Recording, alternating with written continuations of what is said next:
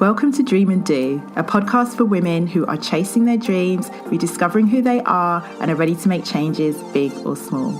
I'm your host, Nicola Ray Wickham. Join me for confidence pep talks, soulful insights, and practical tips on all things creativity and wellness, along with powerful conversations with women who are dreaming and doing in action.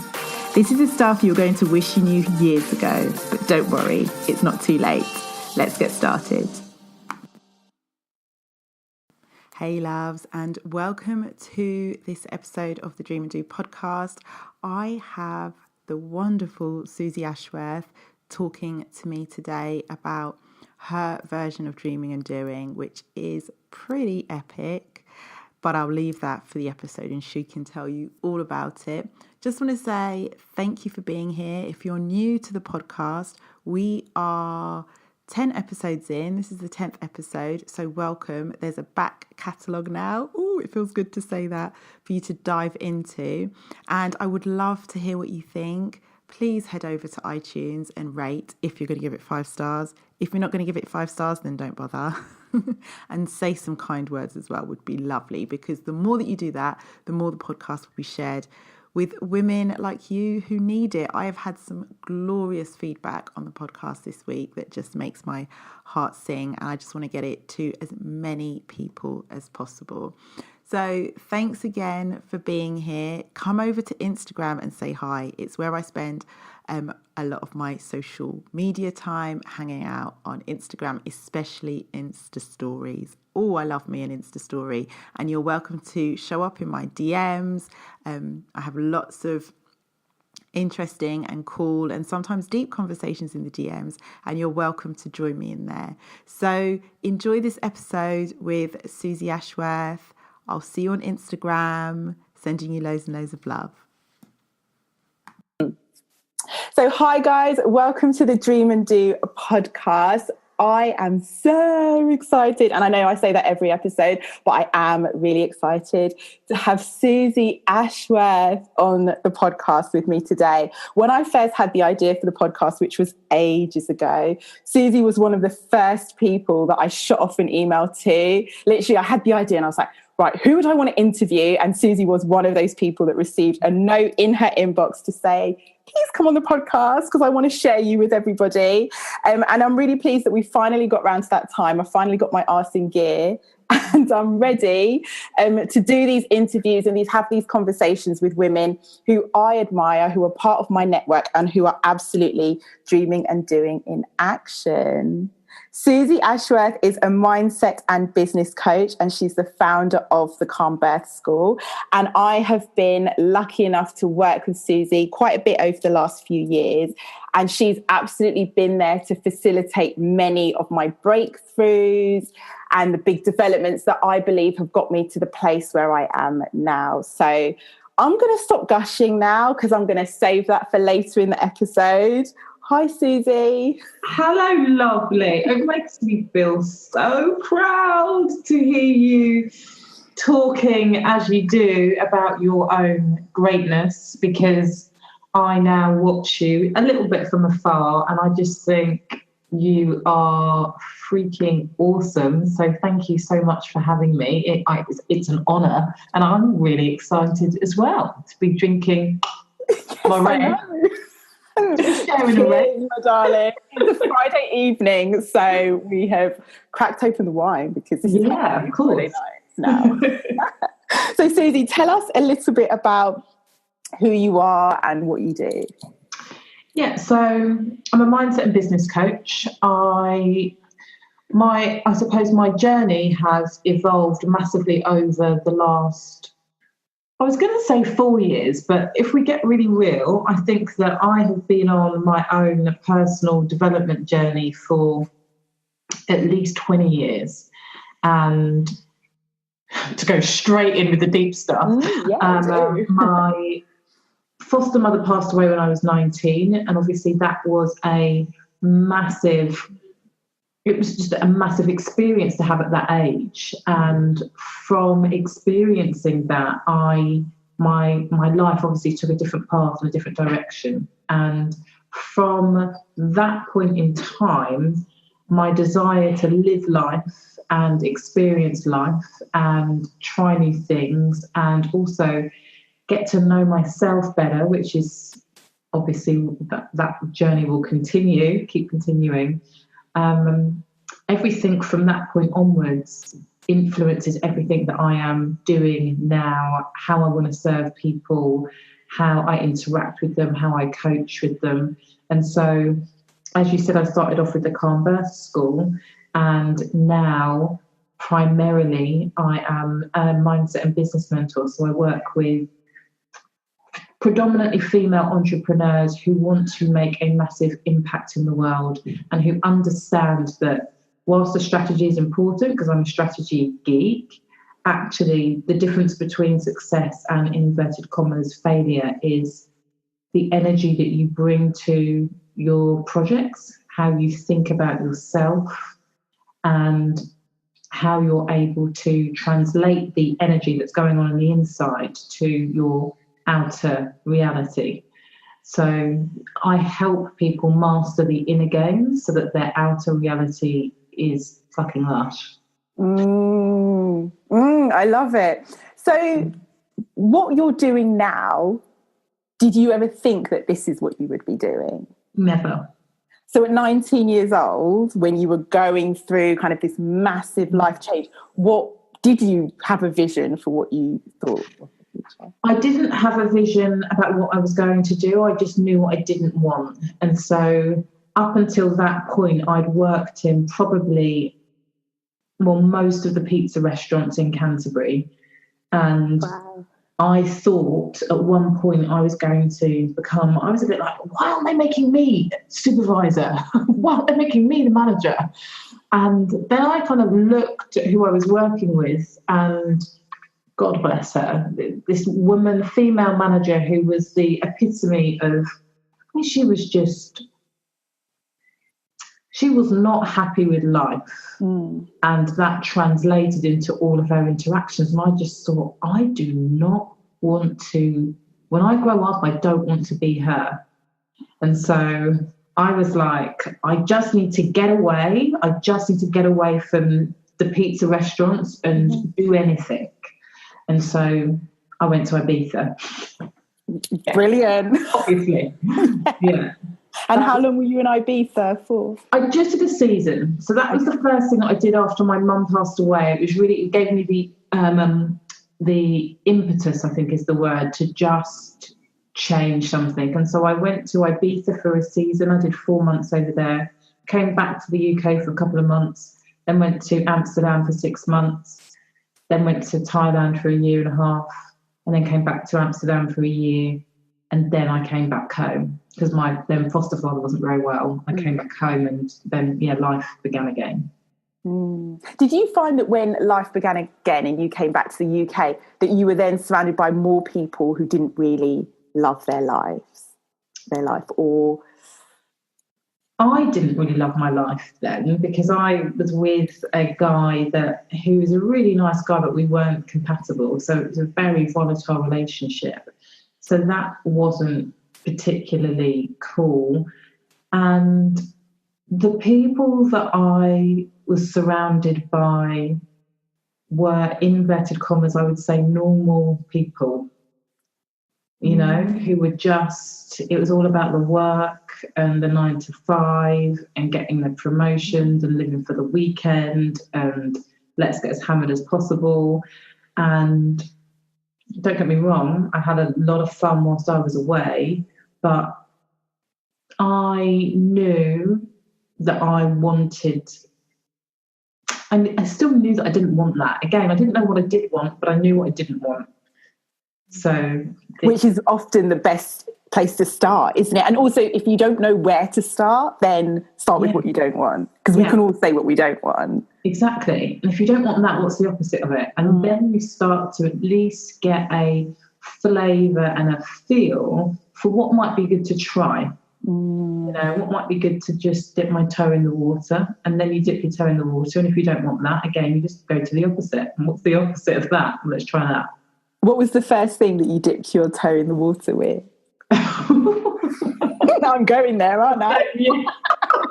I can't remember, but it probably wasn't very healthy. I think, honestly, what I was dipping my toe in the water with when I was away was the travel, was anything other than Canterbury. So it was, what else is out there in the world? And I didn't go to university, which for a long time felt like a real big deal. Didn't feel that I was smart enough because I didn't have that certificate. And when I reflect back, the 4 years I had away, that was my training, that was my schooling. And what was interesting is, particularly in places like Ibiza, where there were a lot of people just off their heads, basically, which, for sure, I've had fun and I've dabbled, but some of the times that meant the most to me was when I was, I'd be in a big club like Manumission, I'd see the sun coming up and the water curtain coming down, and I would be absolutely sober. It'd be 4 o'clock in the morning, and I would just be feeling the beat of the music, and I would just be in my own world. And people would be looking at me and being like, "Suze, what are you on?" And I'd be like, "Oh, I want some of that. Give me the music."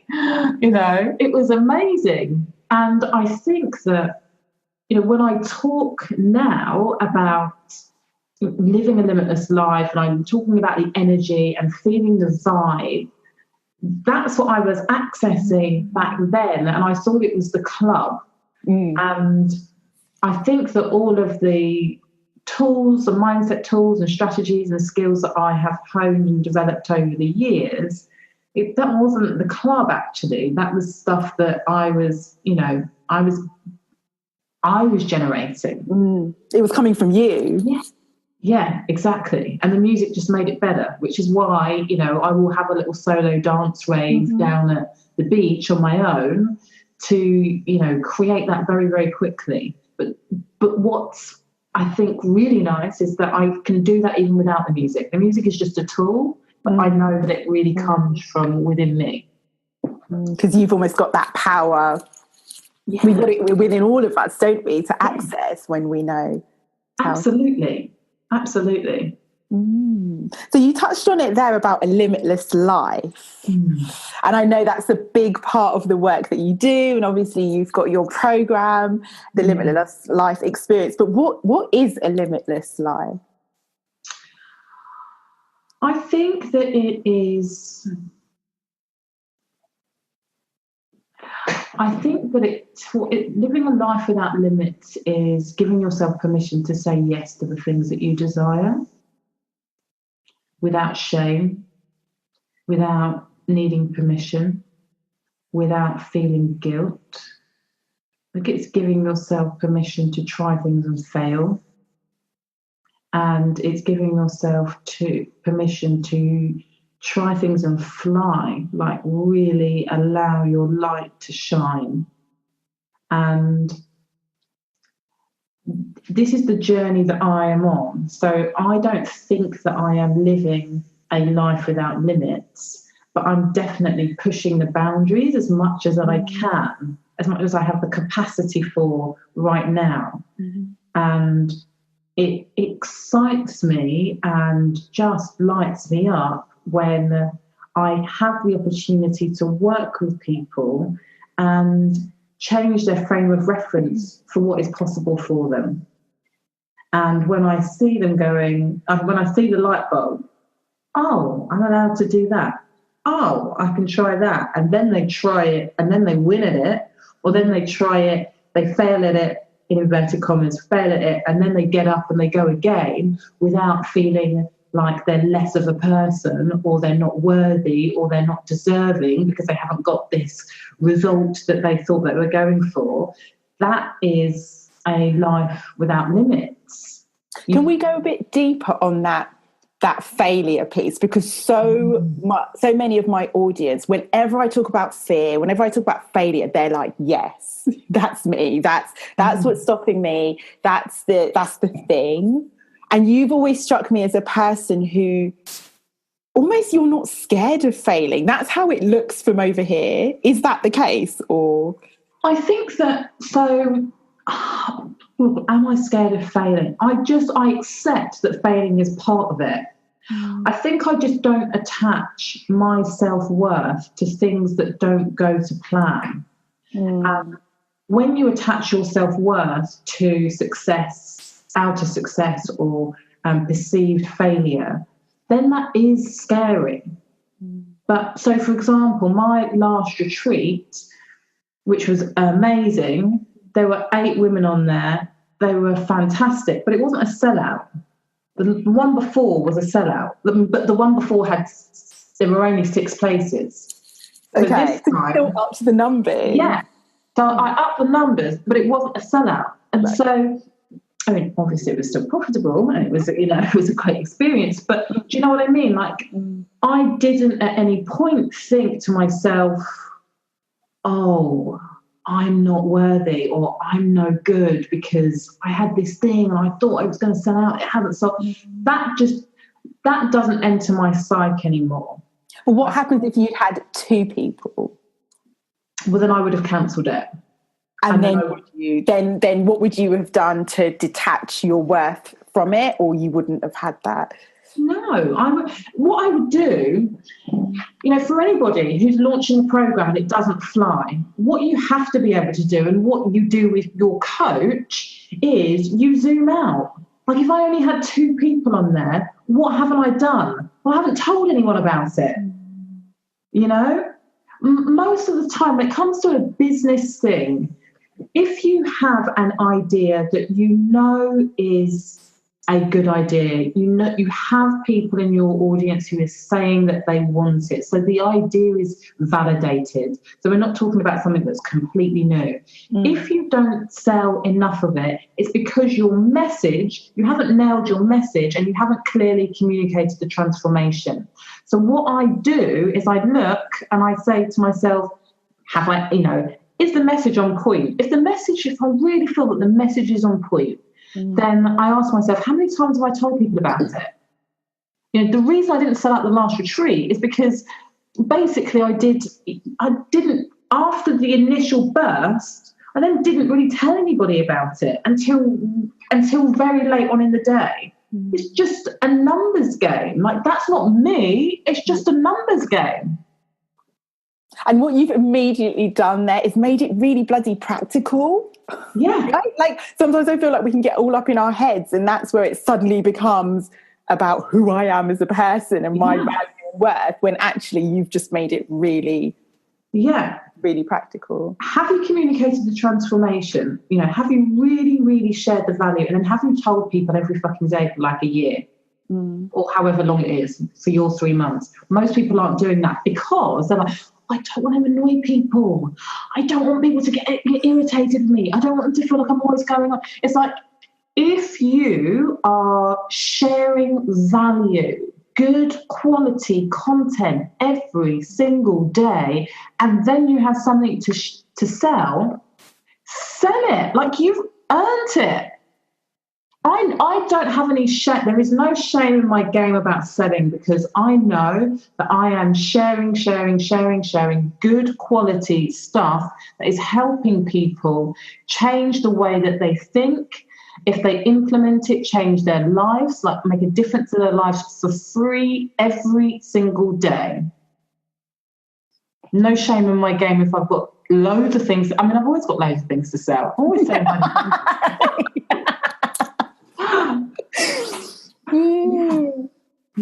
permission. That's what and I do feel as women sometimes, I know for me personally, growing up, my worth was dictated by the value that I brought. So whether it was my grades, whether it was my behavior, that was my worth. And so then moving into a space where it's your business, your creative idea, your project, making that detachment is the key, and making it super practical, like what you've done. Yeah. I think it's a choice.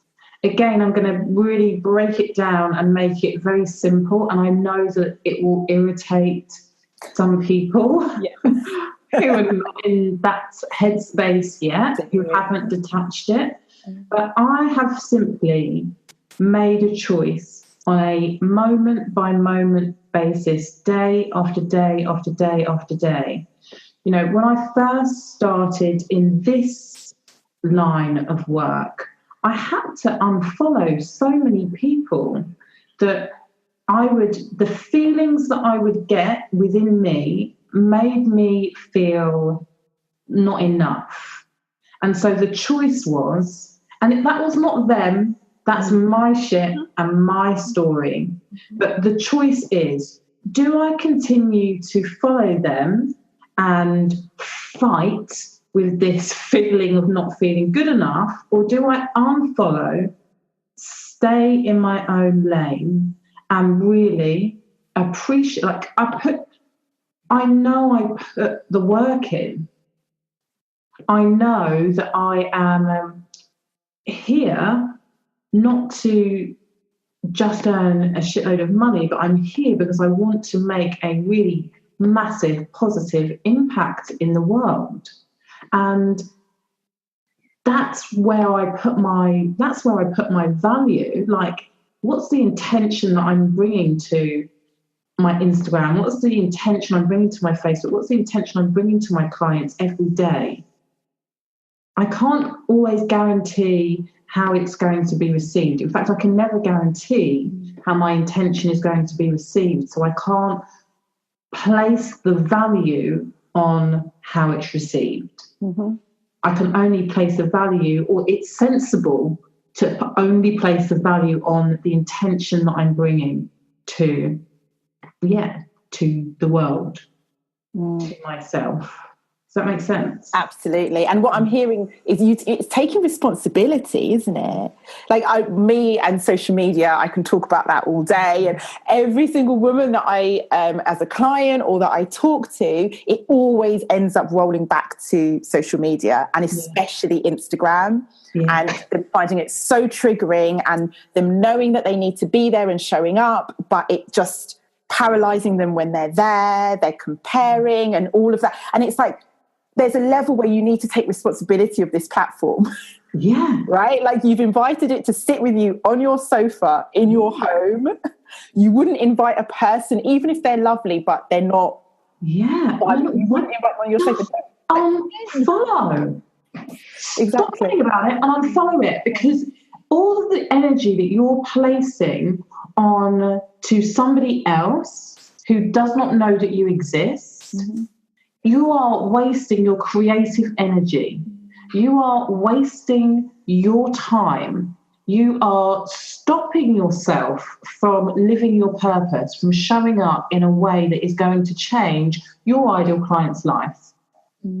Because you are consumed with this, with bullshit. Yeah. And I'm not saying it's easy. As I say, it's a choice that I've made moment by moment by moment. Am I saying that I never get triggered? No. Am I saying that sometimes I think, God, why aren't I being invited to all of these amazing things? Like, do I think that sometimes? Yes. And then I'm like, girl, get a grip. Like, what have you got going on in your own life? A lot. Get over it. It's so funny, because when I worked with you a few years ago and you would say that moment by moment thing, and I was like, what?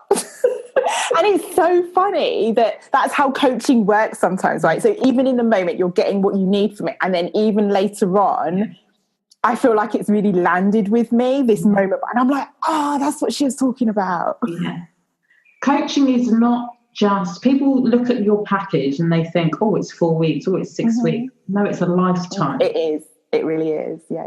Your 6-week one-on-one time is a lifetime investment, because at the right time, in the right place, that one sentence can come back and change the way that you do everything, or that you think of everything. Exactly. Priceless. Amazing stuff. So what do you think blocks women from getting that limitless life, or living a life without limits? In your experience, is there like a one thing that on average women are saying? Yeah, I think it's judgment. And I think that we think we kind of create a story that it's other people judging us, but really it's our self-judgment and the way that we're judging other people. And I think that the way that it plays out quite a lot to start with, what I observe is the judgment of other people, particularly when it comes to money, when it comes to celebrity, online celebrity, when it comes to number of followers, when it comes to parties. There is just a huge amount of, even from, lovely people, but just like, I don't want 100,000 followers because then I'll have to act like this, or then I'll have to act like that, or I don't want to earn lots of money because that's greedy, and I see that person over there doing that, and it makes me feel uncomfortable. And all of this judgment of other people is really how people are.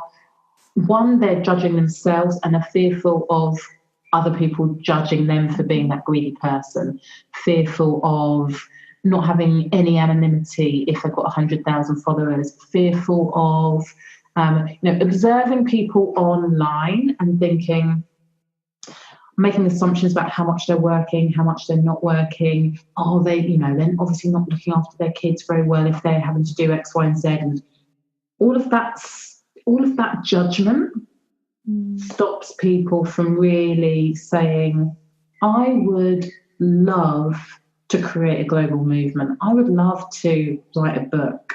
I would love to have 100,000 followers on Instagram. Like, lots of people, when you ask them what they want, they're scared to even say what it is that they want.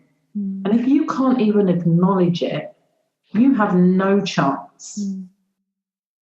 So really allowing yourself, really releasing judgment of other people and letting them get on with their own shit, because you have no idea what is driving, what is motivating them, what is going on behind closed doors. Stop thinking that you really know. Even if that person is sharing 100 pictures a day on Instagram, you do not know them. And it makes you feel like you do, the nature of it, doesn't it? It makes you feel like you're seeing, like, I get people messaging me all the time thinking they know all parts of my life because I share so much, but there's a hell of a lot I don't share. Yeah, exactly. So when you're able to release the judgment of other people, you are less conscious about other people judging you. And I think that then creates the space for you to acknowledge what it is that you truly desire. How do you release the judgment of other people? I think it's catching it. So it's when you're bitching, when you kind of like whenever you notice yourself doing that, rather than making up a story about what it is that you're observing, even just changing your wording to, that's interesting, I wonder why. She's done that. And being genuinely curious rather than, I wonder why she's done that, and I've got the whole subtext going on in my head. Running it like a story. Yeah. Just being genuinely curious. Okay. And then letting it go. And then getting back to your stuff. Or asking yourself, I wonder what I can learn from this. So I'm observing that. I wonder what the lesson is there for me. I love that. I'm really into talking about using your triggers as a sign. So everyone gets triggered and it's like, it doesn't feel nice. It feels icky. I get that. But actually there's knowledge in the trigger. And if you can turn that trigger into, I'm all about things that fit into your everyday, and triggers might happen daily. So if that trigger can then be a trigger to say, well, how would I do it differently? If I had those 100,000 followers, what would I be posting? Or what is it about that's triggering me? Is it because actually I want it? Let's reframe jealousy into desire. Honestly. And using that. So yeah, I really genuinely believe that it is only possible for us to observe things that are reflections of a part of ourselves. So if we see that person with 100,000 followers and it triggers us, it's because we know that we have the capacity to create that for ourselves. Oh, shivers. That is powerful. Yeah. If we see the person who is being a judgmental dick online and it triggers us, it's also because we have the capacity to be a judgmental dick. I really believe that we can only see things that are reflections of ourselves. And so what you say about it always being an opportunity for us to learn, and sometimes it's to heal that part of ourselves, sometimes it's to release that part of ourselves, and sometimes it's to lean in and go separate. Get it. Yeah. You know? But I'm particularly with the jealousy thing, you're being shown that because it's part of your destiny if you want it.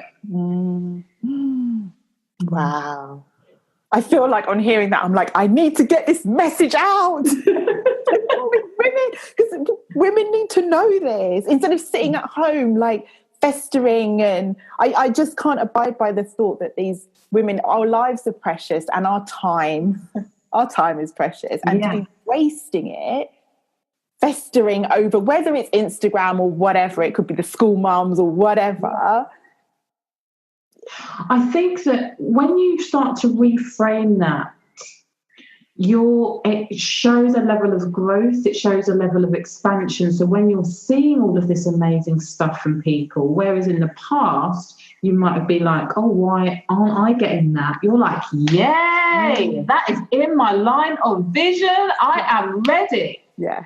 Like, what is the next step for me to get one step closer to that? Thank you, sister, for showing me what I am capable of. Yeah. And, it's a mindset shift.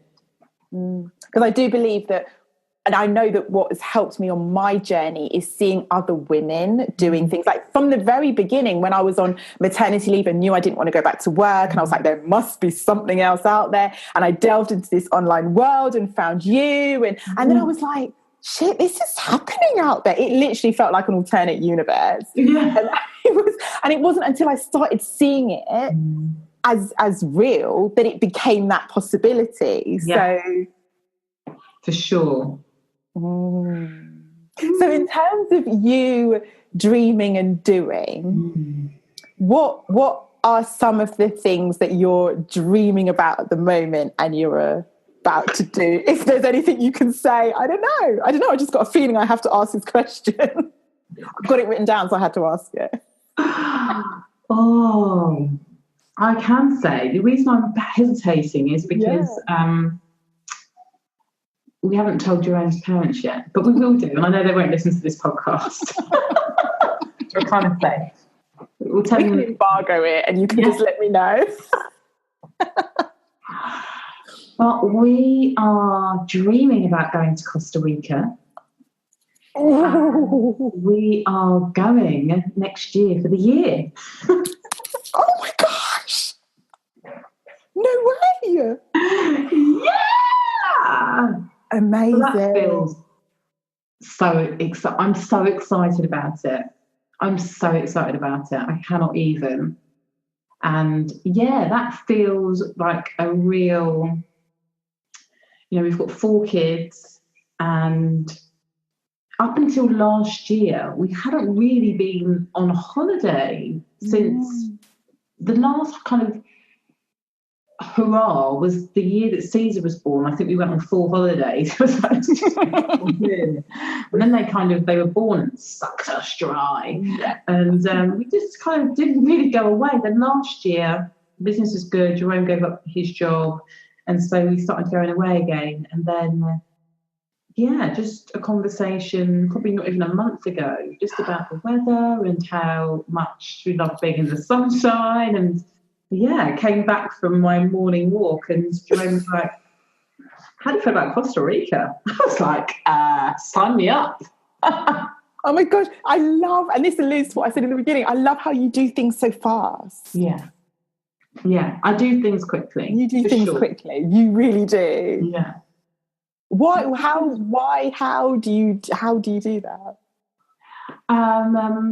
I don't know whether it is just a part of my makeup, but yeah, I always want everything done yesterday. Like, I have the idea, like, I want it done. And, you know, with the failing, it also means that I think that's the other thing, because my mind is always on to the next thing. When I fail at something, it doesn't really matter. It's like, okay, next. What was that then? You know, I'm not dwelling on it, because there's like 3 other things lined up that I need to start executing. So it really isn't that big of a deal. If you pin all your hopes on one thing, then, yeah, it's going to have a bigger impact. But it's kind of always on to the next thing. So why Costa Rica? Costa Rica! So we'll obviously be retreating there next year at some point. Which feels really exciting. Yeah, it just feels good. So the other thing I suppose I'm dreaming and actively doing is reducing my work hours. So that feels incredibly important, because I know that I'm not going to be able to just rock up to Costa Rica and halve my working week. That has to happen now, so that when we go, everything, all the systems are in place, the team's in place for me to be able to enjoy the beach, enjoy the rainforest, enjoy the mountains. So why Costa Rica? Because literally just, I was saying to Jerome how it's so much easier to get out and do my morning walk when the sun is shining. And he said, "Oh, do you think that you'd be happier if we like had prolonged?" Well, yeah, I think I'd be happier. Yeah, kind of just like, I think I'm that miserable, but, you know, just a throwaway comment. And then come back, he's like, okay, let's emigrate. Not quite.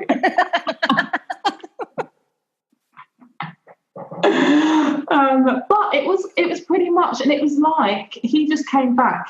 He was like, Thailand, Vietnam, Costa Rica. These places all have year-round sunshine season. And we talked a lot about Thailand, because I would go back there in a heartbeat, but it felt good to do something new together and have a new adventure together. So it's like, we've never been there. I'm going to try and go at some point in the August to have a little recce. But yeah, it's a bit like... oh my goodness, I love that so much. That's cool. Red sunny. Oh my God. As a sun baby, that is just speaking to my soul. I saw someone say the other day that they're solar powered, and I was like, I feel like I'm solar powered. So that is, wow. Yeah.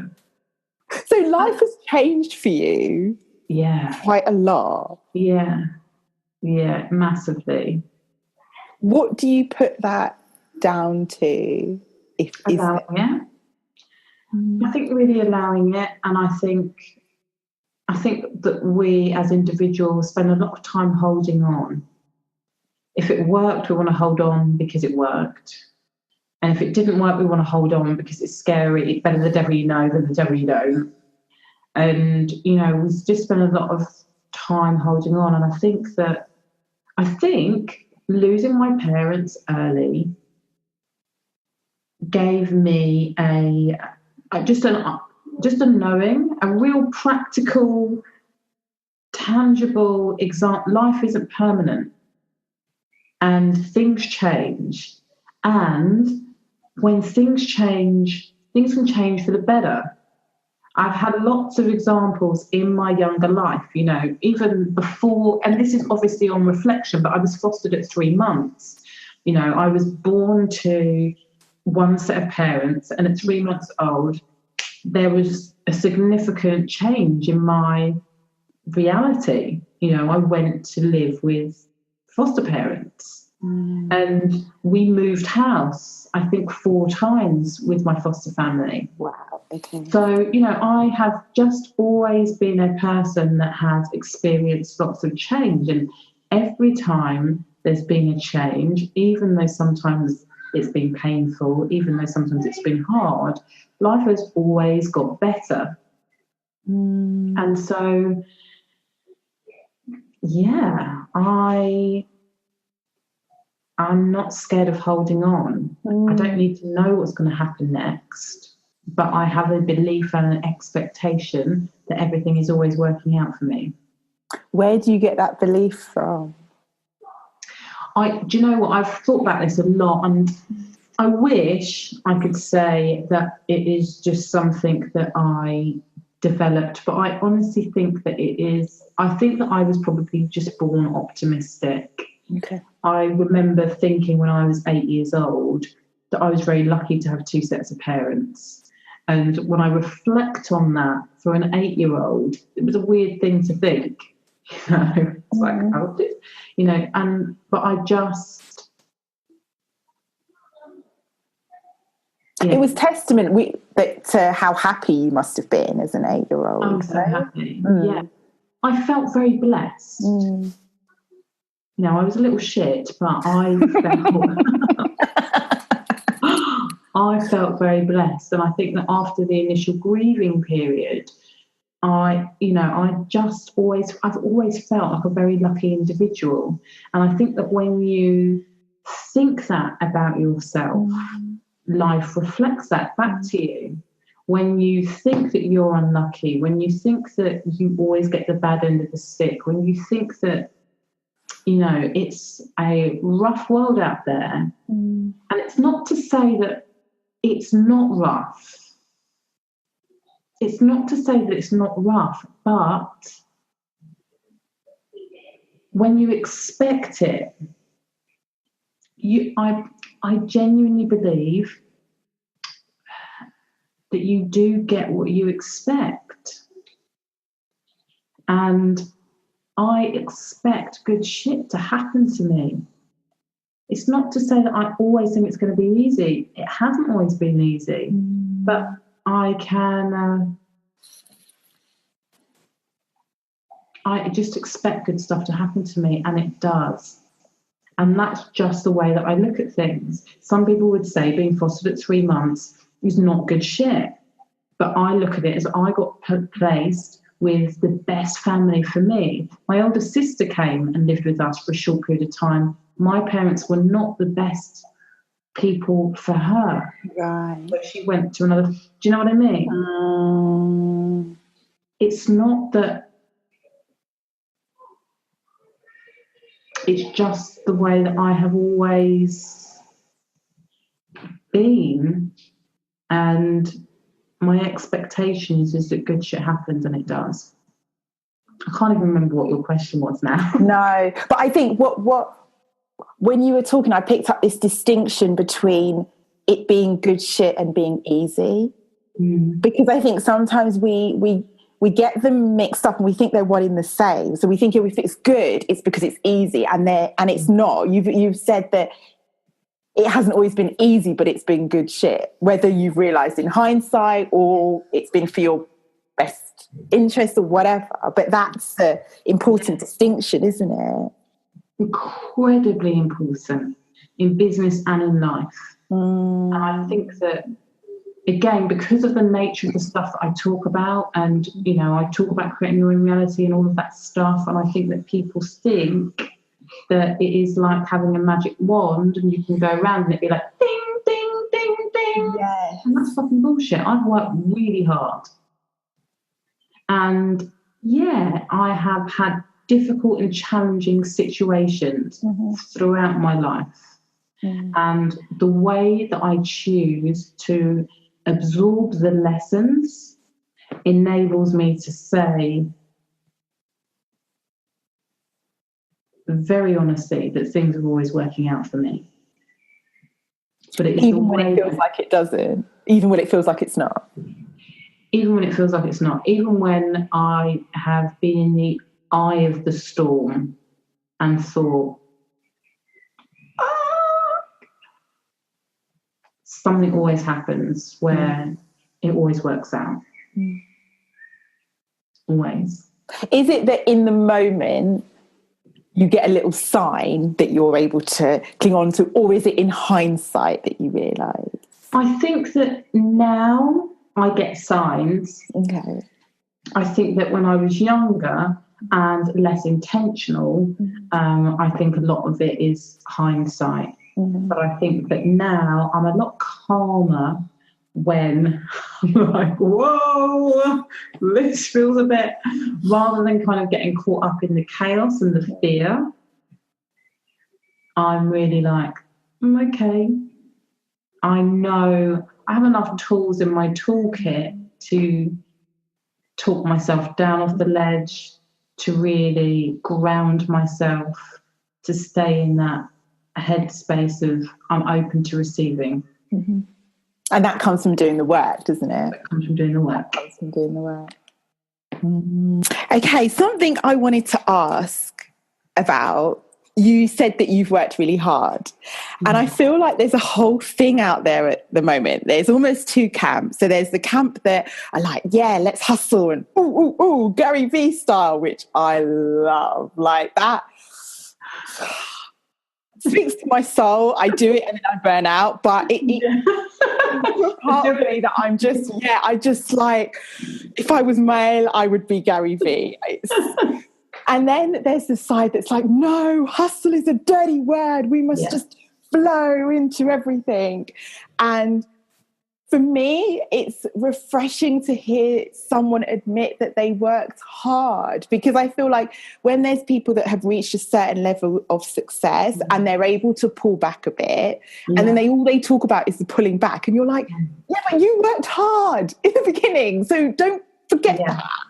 Because some of us are at that stage where and as much as I'm here for wellness and I'm here for self-care, so I don't believe that anyone should survive on 4 hours sleep if they need more, and kind of look after yourself. But yeah, if you could just speak to a bit about that hard work, hustle. So when I go back 4 years, I was working so hard. So I was on maternity leave with Coco. And I started my training as a hypnotherapist and psychotherapist, like when she was a month old.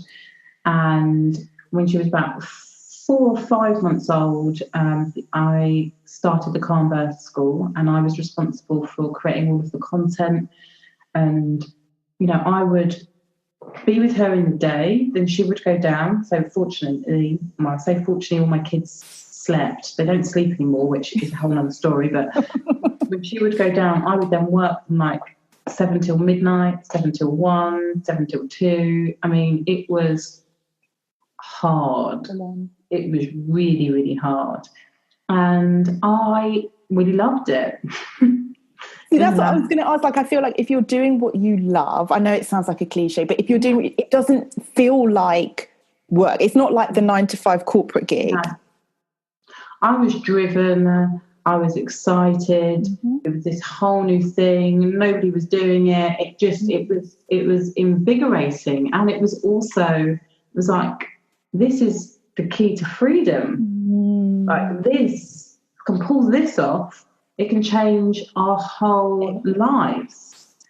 And so I was just incredibly motivated. I was the person. So I was, right out of the gate, I was investing in coaches. I was investing in programs. I was spending more money than what I feasibly should have been spending on anything at that point in time. But I was also watching all of the YouTube channels. Like, I was obsessively learning how to do every single step that I needed to create this course and to be able to show up online. And I think that people think that sometimes if they buy a course or they have a coach, that the course or the coach is going to do it all for them. And it doesn't work like that, actually.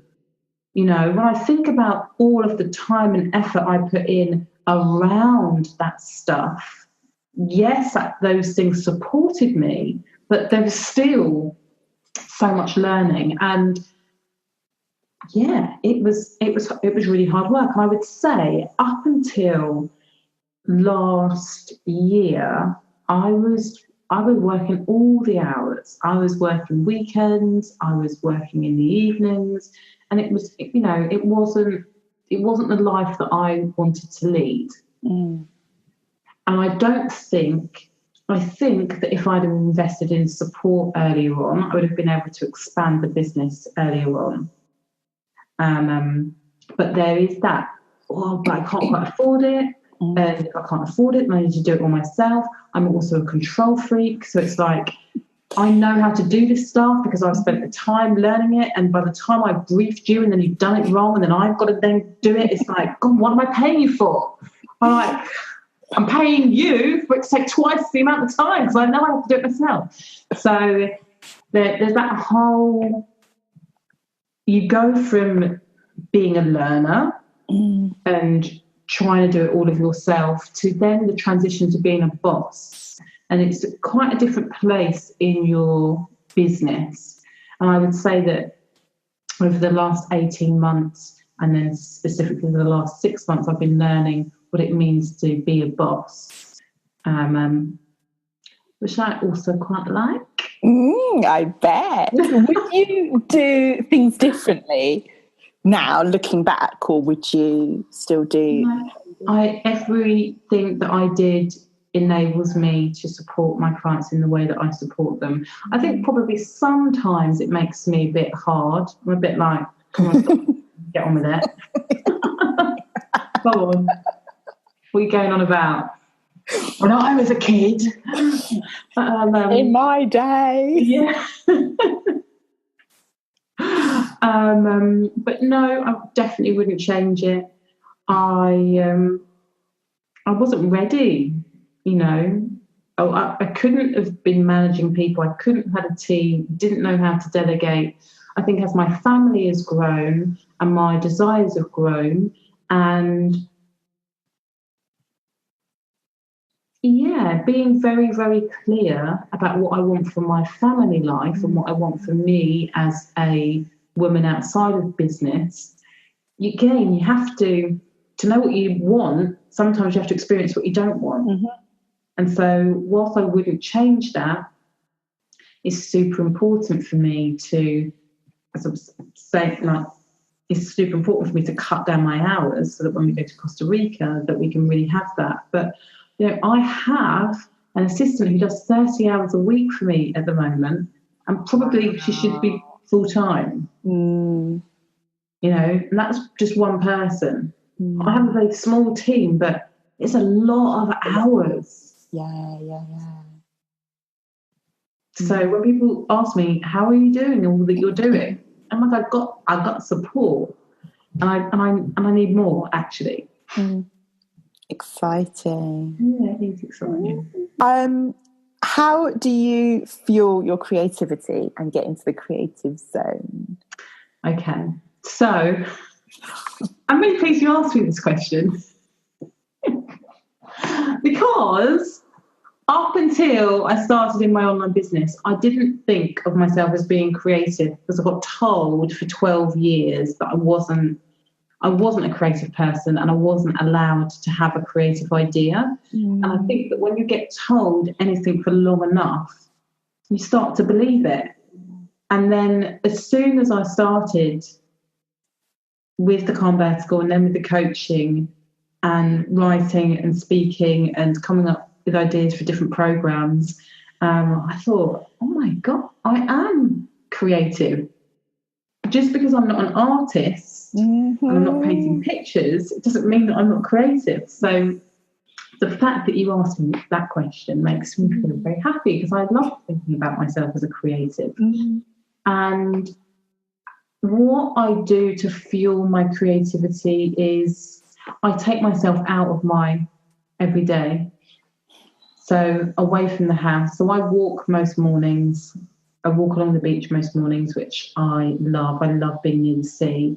And whenever I'm traveling, actually, particularly to work events, so whether it's to go to somebody's retreat, whether it's to go to a conference or an event, that time I usually quite enjoy to have to myself because I kind of, I like it when I'm not really talking to anybody else, and it just creates pockets of space, and in that space comes the new idea. whether it's on the way or usually when I've been surrounded by lots of noise and lots of people and lots of different ideas on the way back. And then like, oh, you know, how can I, Marie Forleo always says, how can you make this work for you? And I ask myself, how can I make this work for me? And then I allow the ideas to come in. So the short answer is taking myself out of my everyday, being in nature and being around other inspirational entrepreneurs and allowing the seeds to be planted and then playing around with those seeds. And how, if you didn't see yourself as a creative in the beginning, was it a journey to get to the place where you can say I'm creative and have those ideas, or was it a struggle at the start? I don't think, it wasn't really a journey. It started with just one idea. And that one idea was a good idea. And from that one idea came other ideas. And I think that just as I started communicating and writing and vlogging and all of the things that I do to engage with my audience, it just suddenly occurred to me. It was like, I'm saying things that are touching people and impacting people, and they're saying to me that they might have heard this a million times before, but they've never heard it quite like this. You know, my take was making a difference, and I realised that, yet me, just by being me, I was able to create words, stories, programs that impacted people, and yet by the very nature of that made me a creative. I was just happy to use that label, and it made me feel good. And you discovered it by doing it. Yeah. Right? Like so many people sit at home thinking about it or looking at other people doing it, and you only know it by doing it. Yeah. By getting out the pen and writing and exactly turning on record. And yeah. Confidence comes from experience. The more you do anything, the more confident you become at it. So that's creativity, your wellness.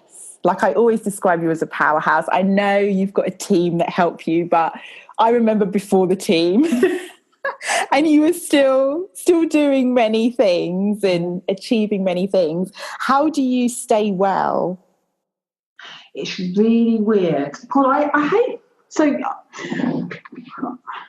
I want to say that I take this magic potion because then I can sell the potion to everybody. Don't have one. I think that I refuse to get sick.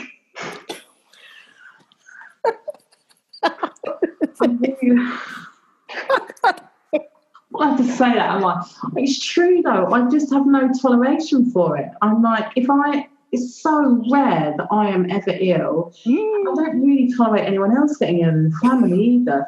I'm a bit like, just to pull yourself together. Come on.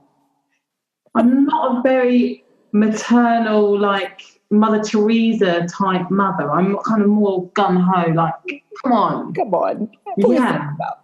I'm the type of mum that takes their sick child who she doesn't think is sick, their sick child to school, and then you get the phone call from the teacher saying they're really not well. They've got a temperature. I really think you come and take them home. Like, oh, okay, sorry. That was me on Wednesday. Yeah. Really? She seemed fine. She was fine. Anyway. Yeah, so I just, again, it's around that expectation thing. I just don't, I expect to be well. The other things that I do, the meditation, the morning walk, the journaling. So whilst I work out once a week, I mean, I know that I can up that, but then I walk every day. So all of those things, whilst I'm not massively exerting myself. I don't take supplements. I drink wine. I'm not particularly uber healthy, but when my mind is nourished, my body falls into place, mostly. I feel like I should probably give up sugar. Sugar, I think, doesn't agree with me, but I love wine and I love, it's not so much, I probably could give up the chocolate and the sweets, but sugar is in like everything. And that always, whenever I try to approach it, I feel overwhelmed. And I'm like, the negative side effects, it's probably the only part of not the only part, but it's part of my life where I think you're accepting mediocre there. That will probably come together in Costa Rica though. Yeah. Won't it? Like the nature of what you'll be eating and consuming there, it will probably almost sort itself out. Yeah. I love that. Costa Rica, the gift that's giving already. Yeah. I find your answer to that question so interesting because I think it plays into trust and self-belief in a way where you're saying I set the expectation that I will be well. Yeah I really do. And I expect my kids to be well, and I don't always expect my husband to be well because man flu. Exactly. Expectations can only go so far.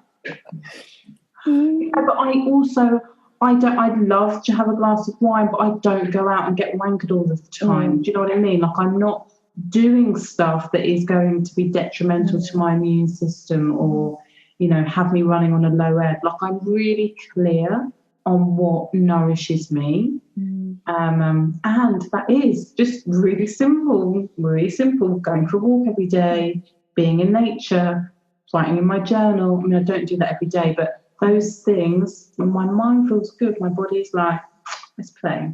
Yeah. And that's the key, isn't it? When you play around with the different things, like I love journaling and I talk about it all the time, but so many of the women I work with are like, Nicola, man, like I can't. And I'm like, let's try. And then they still can't. I'm like, cool, find what works for you, but you have to have something. I believe everyone has to have their thing that they lean on, use. You've got to have something in the toolkit, otherwise.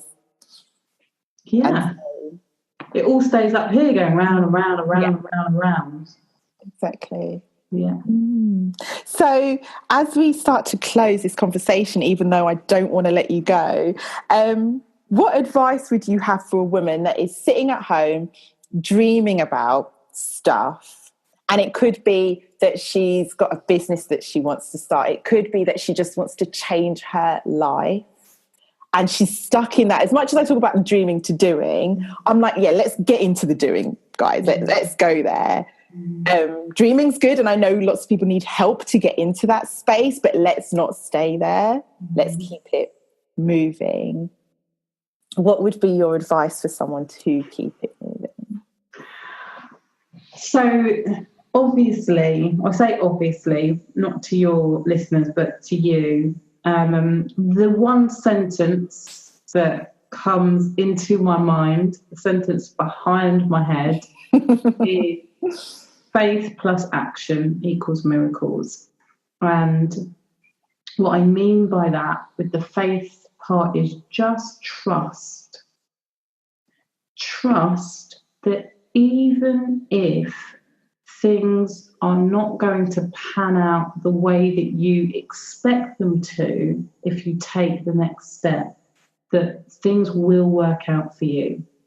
So when you have that trust and you just put what's the next step that you need to take, and trust that the ground will be there for the next step, that leads you into the action.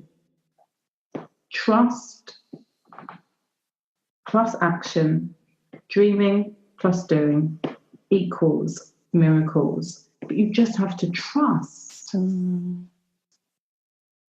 It's like you have a choice, and the choice is to play in the safe lane, but live a life of mediocrity. Live a life where you feel, where you're always wondering what if. live a life where maybe you're living a life that is good, where you have enough, where you feel satisfied, where you feel very, very grateful for all of the things that you have around you. But there is an itch inside of you that is saying, what else? What more can I have or create or do or be? And I just encourage you to trust that you can scratch the itch. And I think that when you commit to trusting yourself, commit to learning how to hear your inner guidance and take action based on that inner guidance, you can create magic. Miracles truly do happen. So trust. Oh, that's good. So, is there anything you want everyone to know? Like, what are you working on now? I know what you're working on. Tell us. And how people can get involved and how they can come along and join. Yeah. So we've got some fabulous things going on. So the next big thing is the 15th of June, 2018. Mm-hmm. I am putting on my first multi-speaker event called the Limitless Live, and I've got some amazing speakers from across the world, actually. Kim Maluna, there's Melissa Wells, there's Lucy Sheridan-Whiteman, who is a comparison coach. I've got just some amazing speakers that are all coming to talk about their version of a limitless life. And this is for people who are in business, who aren't in business, but want motivation, inspiration to be really living their best life. Well, it is their best life, a limitless life. So that's happening on the 15th of June. And then I've just opened the doors for my next retreat in Barcelona, which will be in May next year. So basically come to suzyashworth.com or Suzy_Ashworth on Instagram, and you'll find me. I'm there. Yes. Everyone go and check Suzy out and follow her on all of the socials, and I put the links in the show notes as well. And I'm going to be attending the event on the 15th. I can't wait. So if you're going to come, then holler at me beforehand and say hello, and I'll give you a big hug when I'm there, because I'm really, really looking forward to that event. So yeah. Thank you so much. Thank you for coming on. And you know what? Thank you for being so open. Thank you for being so open and sharing so generously, because I know that what you've shared is going to land with people in different ways, as what you do does. I know from personal experience, and it will land in the ways that they need to hear it whenever they need to hear it. I think it's one of those episodes that will be bookmarked and come and return to. And it's been, I feel very lucky to have been able to speak to you on this Friday evening. So thank you. Thank you for listening. It is so appreciated. If you like what you heard, help your girl out by subscribing on iTunes and leaving a review. And I'll be picking out a reviewer each month to receive a very special affirmation card and print pack. So get over there to get yours. Sending you love and light as always, and I will see you really soon.